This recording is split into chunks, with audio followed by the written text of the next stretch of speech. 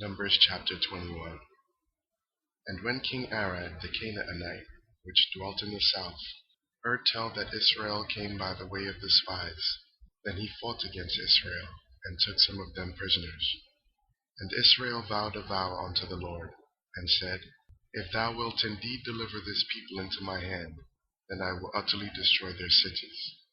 And the Lord hearkened to the voice of Israel, and delivered up the Canaanites. And they utterly destroyed them and their cities. And he called the name of the place Hormah. And they journeyed from Mount Hor by the way of the Red Sea, to compass the land of Edom. And the soul of the people was much discouraged because of the way. And the people spake against God, and against Moses. Wherefore have ye brought us up out of Egypt to die in the wilderness?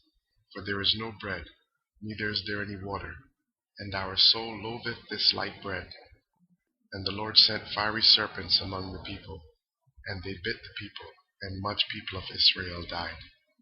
Therefore the people came to Moses, and said, We have sinned, for we have spoken against the Lord and against thee. Pray unto the Lord, that he take away the serpents from us. And Moses prayed for the people. And the Lord said unto Moses, Make thee a fiery serpent, and set it upon a pole. And it shall come to pass, that every one that is bitten, when he looketh upon it, shall live. And Moses made a serpent of brass, and put it upon a pole. And it came to pass, that if a serpent had bitten any man, when he beheld the serpent of brass, he lived. And the children of Israel set forward, and pitched in Oboth. And they journeyed from Oboth, and pitched at Ijeabarim, in the wilderness which is before Moab, toward the sunrising. From thence they removed and pitched in the valley of Zared.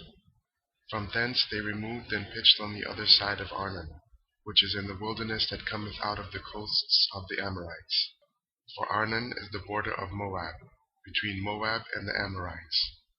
Wherefore it is said in the book of the wars of the Lord, what he did in the Red Sea, and in the brooks of Arnon, and at the stream of the brooks that goeth down to the dwelling of Ar, and lieth upon the border of Moab. And from thence they went to Beer, that is the well whereof the Lord spake unto Moses, Gather the people together, and I will give them water. Then Israel sang this song, Spring up, O well, sing ye unto it.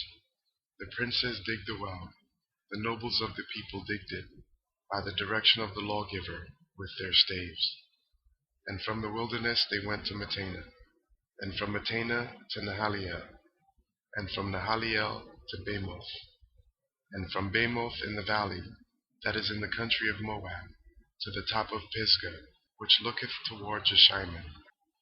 And Israel sent messengers unto Sihon, king of the Amorites, saying, Let me pass through thy land.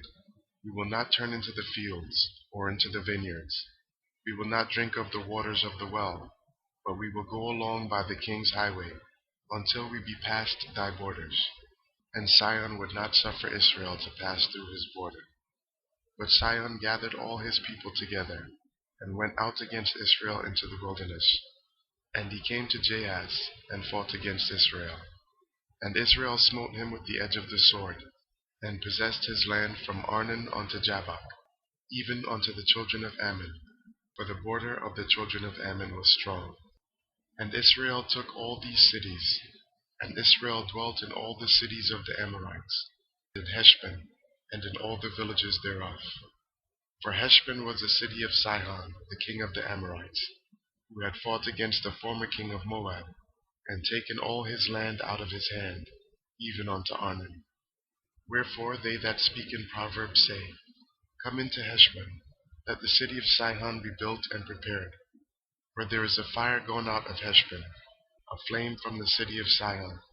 It hath consumed Ar of Moab, and the lords of the high places of Arnon.